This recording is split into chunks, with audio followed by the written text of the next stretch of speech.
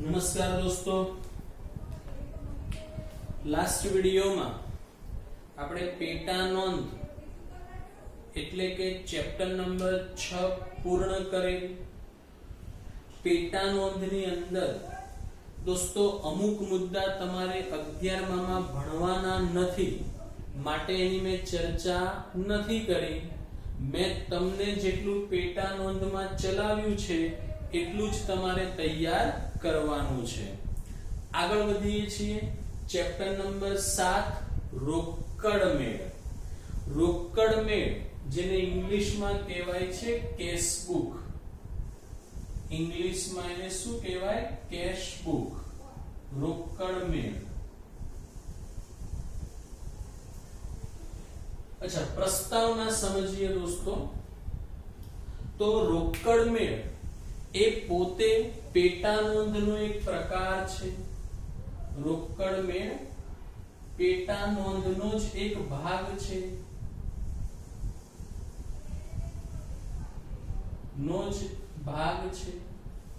પેટા નોંધનો જ એક પ્રકાર છે. આગળના ચેપ્ટરમાં આપણે માલ અંગેની પેટા નોંધો ભણીને આવ્યા. માલ અંગેની 4 પેટા નોંધો આપણે શીખ્યા. ખરીદ નોંધ, ખરીદ માલ પરત નોંધ, વેચાણ નોંધ, વેચાણ માલ પરત નોંધ. હવે આપણે એક નવી પેટા નોંધ ભણવા જઈ રહ્યા છીએ, રોકડ મેળ. તો આ પણ એક પેટા નોંધનો જ એક ભાગ છે. તો ધંધામાં થતા જેટલા બી રોકડ વ્યવહારો હોય એ નોંધવા માટે જે ચોપડો આપણે અલગ રાખીએ એને કહેવાય રોકડ મેળ. મેળ એટલે ચોપડો. ધંધામાં દોસ્તો 2 પ્રકારના વ્યવહારો હોય મુખ્યત્વે. કા વ્યવહાર ઉધાર હોય, કા વ્યવહાર રોકડ હોય. હવે જે વ્યવહાર ઉધાર છે એ પણ ભવિષ્યમાં રોકડમાં રૂપાંતર થવાનો જ છે. દાખલા તરીકે આપણે કોઈક ગ્રાહકને ઉધાર માલ વેચ્યો તો ભલે અત્યારે વ્યવહાર ઉધાર છે, એ અત્યારે આપણને રૂપિયા નથી આપતો, પણ ભવિષ્યમાં તો એ આપણને રૂપિયા આપવાનો છે. એટલે આ વ્યવહાર પણ ભવિષ્યમાં રોકડમાં રૂપાંતર તો થવાનો જ છે. એટલે ધંધાના બધા જ રોકડ વ્યવહારો લખવા માટે, નોંધવા માટે જે ચોપડો આપણે અલગ રાખીશું એને નામ અપાય છે રોકડ મેળ. રોકડ મેળનો અર્થ મેં કહ્યો એ જ તમને, કે ધંધામાં થતા રોકડ વ્યવહારો નોંધવા માટે જે પેટા નોંધ રાખવામાં આવે તેને રોકડ મેળ કહે છે. રોકડ વ્યવહારો નોંધવા માટે જે અલગ પેટા નોંધ રાખવામાં આવે તેને રોકડ મેળ કહે છે. બરાબર? પેટા નોંધ એટલે ચોપડો દોસ્તો. તો શું વ્યાખ્યા છે? રોકડ વ્યવહારો નોંધવા માટે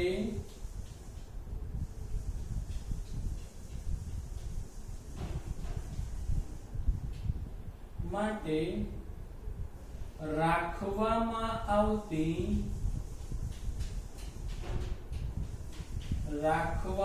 આવતી પેટા નોંધ. પેટા નોંધ એટલે ચોપડો દોસ્તો. રોકડ વ્યવહારો નોંધવા માટે રાખવામાં આવતી પેટા નોંધ એટલે રોકડ મેળ. બીજી એક વ્યાખ્યા આવી પણ કહી શકાય કે જે ચોપડામાં રોકડ વ્યવહારોની નોંધ કરવામાં આવે તેને રોકડ મેળ કહે છે. જે ચોપડામાં રોકડ વ્યવહારોની નોંધ કરવામાં આવે તેને રોકડ મેળ કહે છે. આગળ વધીએ દોસ્તો. રોકડ મેળની ઉપયોગિતા એટલે ફાયદા કો, એનો લાભ કો, એનું મહત્વ કો, કંઈ પણ કો. અચ્છા દોસ્તો, ઉપયોગિતા સમજાવતા પહેલા એક બીજી બી વાત કહી દઉં. આ જે રોકડ મેળ છે ને, એ રોકડ મેળ રોકડ ખાતા સ્વરૂપે જ રાખવામાં આવે છે. રોકડ મેળ રોકડ ખાતા સ્વરૂપે જ રાખવામાં આવે છે. એટલે રોકડ મેળ જે છે ને એ આમનોંધ અને રોકડ ખાતું એમ બંનેની ગરજ સારે છે.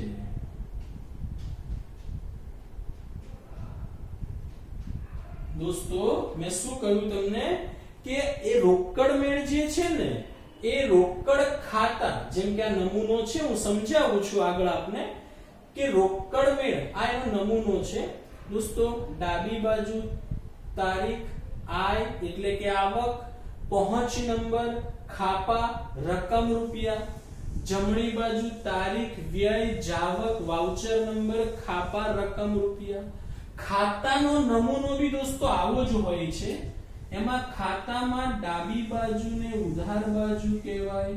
આપણે પારિભાષિક શબ્દોમાં ભણેલા છીએ જો તમને યાદ હોય તો. જમણી બાજુને જમા બાજુ કહેવાય, પારિભાષિક શબ્દોમાં ભણેલા છીએ. એટલે આ રોકડ મેળ એ રોકડ ખાતા જેવું જ છે. એટલે રોકડ ખાતું અને આમનોંધ, આના ઉપરથી તમે આમનોંધ પણ બનાવી શકો. એટલે રોકડ મેળ રોકડ ખાતું અને આમનોંધ બંનેની ગરજ સારે છે. ઓકે, તો ઉપયોગિતામાં પહેલી વાત સમય અને શ્રમનો બચાવ. તો ઉપર મેં સમજાવ્યું એટલા માટે જ સમજાવ્યું દોસ્તો કે રોકડ મેળ રાખવાથી આપણે રોકડ ખાતું બી બનાવવું પડતું નથી અને આમ નોંધ પણ અલગ લખવી પડતી નથી રોકડ વ્યવહારોની. એટલે અહીંયા આપણા સમય અને શક્તિનો શું થાય છે? બચાવ. કારણ કે રોકડ ખાતું બી અલગ બનાવવાની જરૂર નથી અને રોકડ વ્યવહારોની આમ નોંધ પણ આપણે રોકડ મેળ ઉપરથી બનાવી શકીએ છીએ. શ્રમ વિભાજનનો લાભ આપણે અગાઉ પેટા નોંધમાં બી જોયું હતું કે રોકડ વ્યવહારો નોંધવા માટે આપણે ચોપડો અલગ રાખીએ રોકડ મેળ કહેવાય. તો આ ચોપડો લખવાની જવાબદારી આપણે કોઈ એક વ્યક્તિને સોંપી શકીએ છીએ જેથી આપણને શ્રમ વિભાજનનો લાભ મળે છે. રોકડ શિલ્લક જાણી શકાય. રોકડ મેળ પરથી દિવસના અંતે રોજે રોજ દિવસના અંતે આપણી પાસે કેટલી શિલ્લક છે એ જાણી શકાય. અથવા અમુક દિવસના અંતે રોકડ શિલ્લક શોધવી હોય કે ભાઈ આપણી જોડે હાથ ઉપર કેટલા છે તો એ અમુક દિવસના અંતે જાણવું હોય તોય જાણી શકાય. અને રોજે રોજ જો રોકડ શિલ્લક કેટલી વધે છે એ શોધવું હોય તોય શોધી શકાય. સિમ્પલ છે કે આપણે રોકડ આવશે, રૂપિયા આવશે એને આવક બાજુ લખીશું, રૂપિયા જશે એને જાવક બાજુ લખીશું. આવકમાંથી જાવકનું ટોટલ બાદ કરીએ એટલે જે તફાવત વધે એ આપણી હાથ ઉપર રહેલી શિલ્લક કહેવાય. તો આપણે રોજે રોજ યા અમુક દિવસના અંતે રોકડ શિલ્લક હાથ પર કેટલી છે તે જાણી શકીએ છીએ. નંબર 4 ઉચાપત એટલે કે ચોરી ની જાણકારી મેળવી શકાય છે. કેવી રીતે મેળવી શકાય સમજો. તો દોસ્તો માનો કે આપણે આજે સાંજે રૂપિયા પહેલા જેટલા રૂપિયા આવે એ આવકમાં લખ્યા, ગયા એ જાવકમાં લખ્યા. પછી આપણે ચોપડામાં જોયું કે આવક 20000 જાવક 15000. તો આપણા ચોપડામાં 5000 રૂપિયા બોલે છે શિલ્લક. 20 આવક 15 જાવક 5 વધ્યા. તો ચોપડામાં જો 5000 શિલ્લક બોલતી હોય તો આપણો જે ગલ્લો છે મતલબ જે ડ્રોવર છે ધંધાનો જેમાં આપણે રૂપિયા મૂકીએ છીએ એમાં બી 5000 રૂપિયા હોવા જોઈએ. તો ચોપડામાં શિલ્લક 5000 છે પણ ગલ્લામાં શિલ્લક 4500 છે. તો 500 રૂપિયાની કોઈકે ઉચાપત કરી છે યા આપણે લખવાના રહી ગયા છે યા આપણાથી બીજી કોઈ મિસ્ટેક થઈ છે એવી આપણને ખબર પડે છે. એટલે કે ઉચાપતની જાણકારી મેળવી શકાય છે, ખબર પડે છે કે કઈ કોઈએ ચોરી કરી છે યા આપણાથી ભૂલ થઈ છે, એ આપણે જાણી શકીએ છીએ. બેંક ખાતાનો સમાવેશ. દોસ્તો આપણે આગળ ભણીશું કે સાદો રોકડ મેળ એટલે એક જ ખાના વાળો, જેમાં માત્ર રોકડનું જ ખાનું છે. આગળ આપણે શીખીશું બે ખાના વાળો, જેમાં રોકડ બેંક, રોકડ વટાવ, અને ત્રણ ખાનામાં તો રોકડ બેંક વટાવ ત્રણેય આવશે. તો અહીંયા રોકડ, એની જોડે બેંકનું કોલમ રાખી શકીએ, બાજુમાં વટાવ બી રાખી શકીએ. એ જ રીતે અહીંયા જમણી બાજુ બી રોકડ, બેંક અને વટાવ. તો આપણે ત્રણ ખાતા અથવા ત્રણ કોલમ એક સાથે રાખી શકીએ છીએ. બેંક અને વટાવનું કોલમ બી આની સાથે રોકડની જોડે રાખી શકાય છે. તો જો આપણે બેંક ખાતું બી જોડે રાખીશું તો બેંક સાથેના વ્યવહારો અથવા બેંકમાં આપણી કેટલી સિલક છે કે બેંકમાં કેટલો ઓવરડ્રાફ્ટ છે એ પણ આપણને જાણવા મળશે. ઓકે દોસ્તો, તો મેં એના મહત્વ, ફાયદા સમજાવ્યા. રોકડ મેળના પ્રકારો. તો રોકડ મેળ ત્રણ પ્રકારે બનાવી શકાય. સાદો રોકડ મેળ એટલે કે એક જ ખાના વાળો, જેનો નમૂનો મેં અહીંયા દોર્યો છે. આ એક જ ખાના વાળો છે. રકમ રૂપિયા, મતલબ માત્ર રોકડનું કોલમ બનાવેલું છે, માત્ર રોકડ. બીજો છે બે ખાના વાળો રોકડ મેળ. બે ખાના વાળો રોકડ મેળ દોસ્તો ત્રણ રીતે બનાવી શકાય. કેટલી રીતે? ત્રણ રીતે. તો આ રોકડની બાજુમાં આપણે વટાવ લઈએ, રોકડ વટાવ બંને સાઈડ રાખવાના. ડાબી બાજુ રોકડ વટાવ, એમ જમણી બાજુ રોકડ વટાવ. અથવા આપણે રોકડ અને બેંકનું કોલમ લઈએ તો રોકડ અને બેંક, રોકડ અને બેંક બે બાજુ એક એક કોલમ વધી જશે. એ જ રીતે બેંક અને વટાવ, તો અહીંયા બેંક અને વટાવ, બેંક અને વટાવ. તો આવી રીતે તમે બે ખાના વાળો રોકડ મેળ ત્રણ રીતે રાખી શકો છો.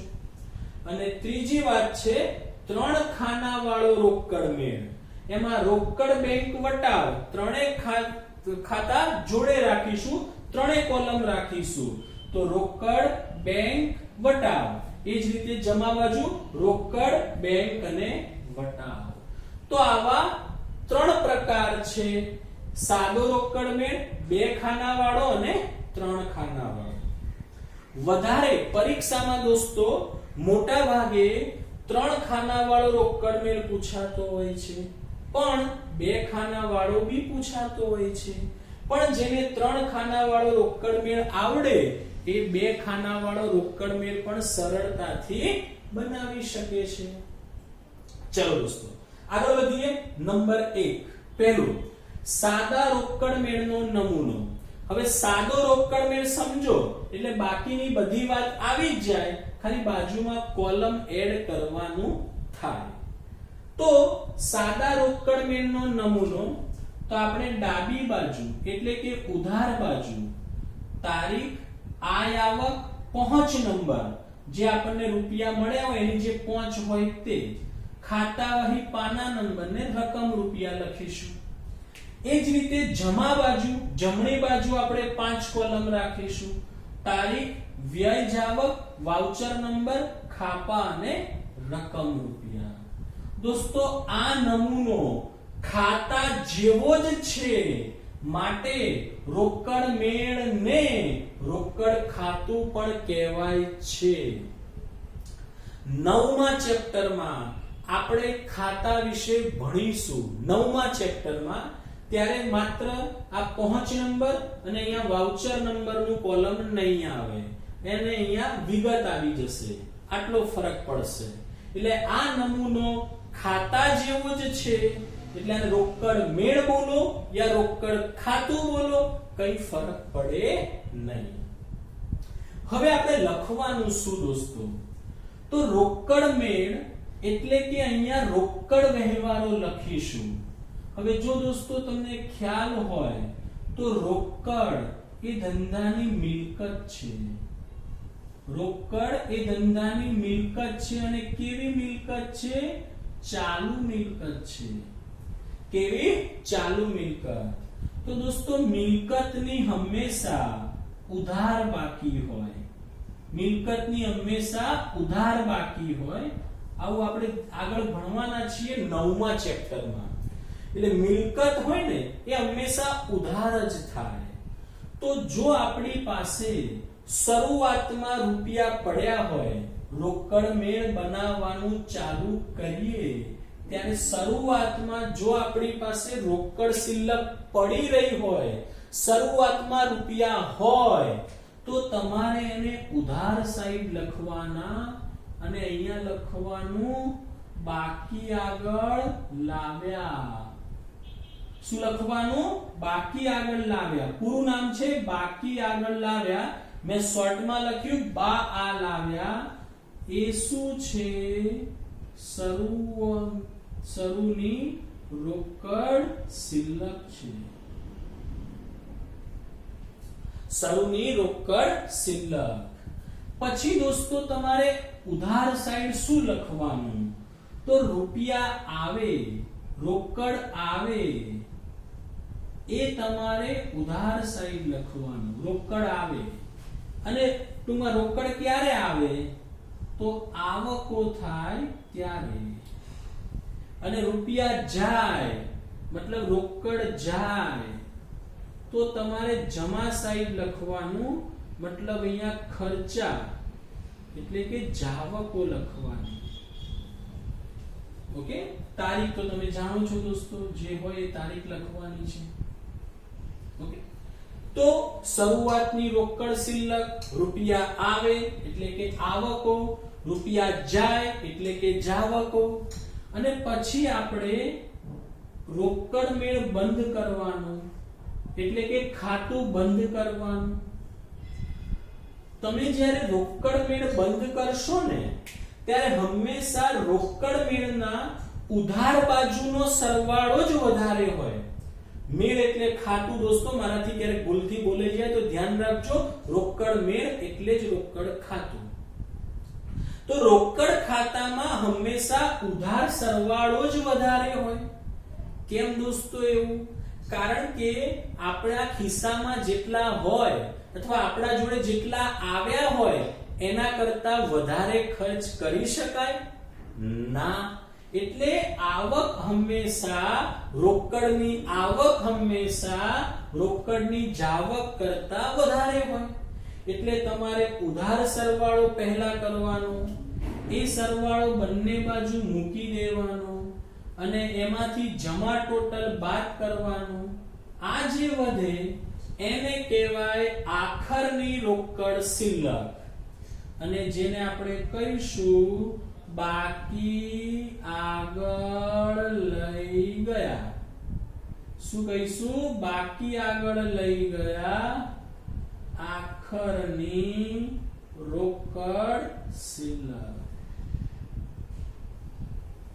ઓકે દોસ્તો, હવે બીજી એક વાત કે આજે આખરની રોકડ શિલ્લક છે. માની લો કે આ સપ્ટેમ્બર મહિનો છે, અહીંયા સપ્ટેમ્બર મહિનો પૂરો થાય પછી ઓક્ટોબર આવે, તો આજે આખરની રોકડ શિલ્લક છે ને એ પાછી તમારે ઉધાર બાજુ લાવી દેવાની અને અહીંયા લખવાનું બાકી આગળ લાવ્યા. બાકી આગળ લાવ્યા. ફરીથી પાછી એની જ ક્રિયા કરવાની. આવે રૂપિયા ઉધાર સાઈડ, જાય રૂપિયા જમા સાઈડ. ઓકે દોસ્તો, હવે હું તમને થોડીક વ્યાખ્યા કહું છું, 2-3 એ તમારે હું બોલું છું તમારે લખીને મોઢે કરવાની છે. યાદ રાખજો. પહેલી વાત તો દોસ્તો, આ જે વધે ને એને બાકી કહેવાય. શું કહેવાય? બાકી. વ્યાખ્યાઓના નામ હું સાઈડમાં લખું છું, તમારે પછી આ વ્યાખ્યાઓ જાતે લખીને મોઢે કરવાની છે. બાકી એટલે શું? કોઈ પણ ખાતાની ઉધાર અને જમા બાજુ વચ્ચેના સરવાળાના તફાવતને બાકી કહે છે. કોઈ પણ ખાતાની ઉધાર બાજુ અને જમા બાજુ વચ્ચેના સરવાળાના તફાવતને બાકી કહે છે. હવે દોસ્તો આ બાકી જે છે એ ઉધાર બાકી છે કે જમા બાકી એ કેમ નક્કી થાય તો એ પણ સાંભળી લો. આ વ્યાખ્યાઓ લખીને મોઢે કરજો. ઉધાર બાકી કોને કહેવાય? જો ખાતાની ઉધાર બાજુનો સરવાળો વધારે હોય તો તેને ઉધાર બાકી કહે છે. તો દોસ્તો આજે આપણે લખીને બાકી આગળ લઈ ગયા અહીંયા. આ ઉધાર બાકી કહેવાય કે જમા? તો કે ઉધાર કહેવાય, કારણ કે ઉધાર બાજુનો સરવાળો વધારે હતો. એટલા માટે આ કઈ બાકી કહેવાય? ઉધાર બાકી. અને યાદ રાખવાનું, બાકી જે બાજુ વધી હોય એનાથી રિવર્સ હોય. જમા બાજુ તફાવત વધ્યો હોય એ ઉધાર બાકી હોય, અને જો આ તફાવત ઉધાર બાજુ વધે તો એ જમા બાકી હોય. વ્યાખ્યા ફરીવાર. જો ખાતાની ઉધાર બાજુનો સરવાળો વધુ હોય તો તેને ઉધાર બાકી કહે છે. જો ખાતાની જમા બાજુનો સરવાળો વધુ હોય તો તેને જમા બાકી કહે છે. હવે વાત છે ખાતું સરભર.